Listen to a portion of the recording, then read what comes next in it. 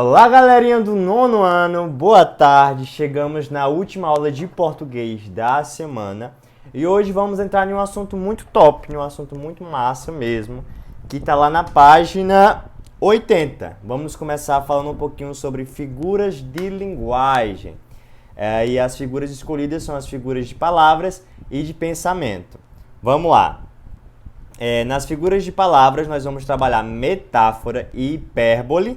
E na de pensamento nós vamos trabalhar a figura antítese, tá certo? Vamos trabalhar apenas essas três figuras, lembrando que existem muitas figuras de linguagem, mas nós só iremos estudar essas três, porque o gênero que nós vamos ver nesse capítulo utiliza mais dessas três figuras, tá bom? Vamos começar? Vamos começar falando um pouquinho sobre metáfora. Metáfora, de fato, eu tenho certeza que você já ouviu, já fez o uso dessa figura. A metáfora ocorre quando você meio que muda a significação de uma palavra.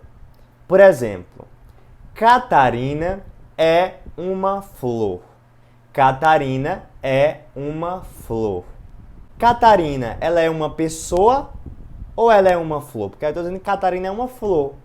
Na metáfora, o que eu estou querendo dizer é que Catarina, ela é doce, ela é amigável, ela é simpática.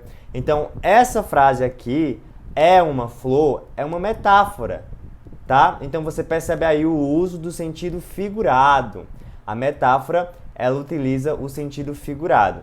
E aí você percebe que é como se fosse uma comparação, só que implícita. Realmente é para o bom entendedor, é algo implícito, é algo que está oculto, que você tem que saber interpretar. Uma figura bem parecida com a metáfora é a comparação, que como o próprio nome já está falando, né, eu vou comparar algum elemento com outro, tá? Só que a diferença de metáfora e comparação é que metáfora é mais implícito, é oculto. Já a comparação não, a comparação é bem clara. E a comparação utiliza o termo como, um termo de conexão, para mostrar que essa comparação está sendo feita. Por exemplo, eu vou pegar até a mesma frase e transformar em uma comparação. Ficaria assim: Catarina é como uma flor. Aí já não é mais uma metáfora, e sim uma comparação, porque já está explícito. E aí eu vou estar usando um termo conectivo para fazer essa comparação. Deu para entender essas duas figuras? Eu espero que sim. No livro didático, página 80 e 81, vocês vão ter vários exemplos aí. É importante que você leia, que você compreenda. Beleza? Vamos para a próxima figura? A próxima figura é uma hipérbole. Também é figura de palavra e é uma hipérbole. Hipérbole nada mais é do que a utilização de uma palavra para expressar um exagero. Então, eu vou utilizar palavras para exagerar, para mostrar um sentimento aí exagerado. Por exemplo, já falei isso 1 milhão de vezes. 1 milhão de vezes. A pessoa que está falando essa frase, ela não expressou a mesma ideia 1 milhão de vezes. Ela só está querendo dizer aí, de uma forma exagerada, que ela já falou muitas vezes. Entendeu? Isso aqui é um hipérbole, é a figura hipérbole. Outro exemplo. Quase morri de rir quando ele me contou. A pessoa que está falando isso, ela não morreu de rir, ela não quase morreu de rir. É só para exagerar que de fato ela riu bastante.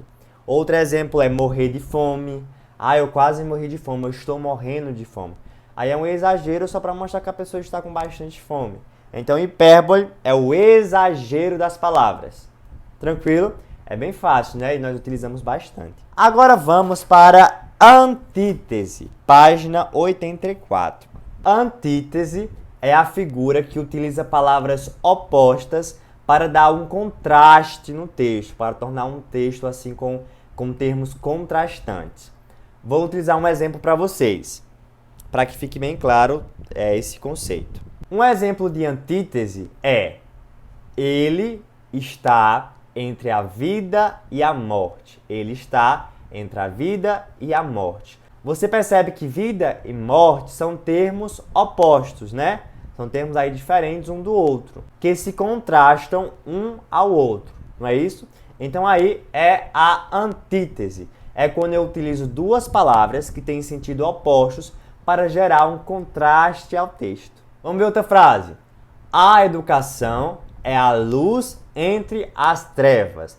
A educação é a luz entre as trevas. Aí você percebe que eu utilizei luz e trevas, duas palavras opostas que se contrastam entre si.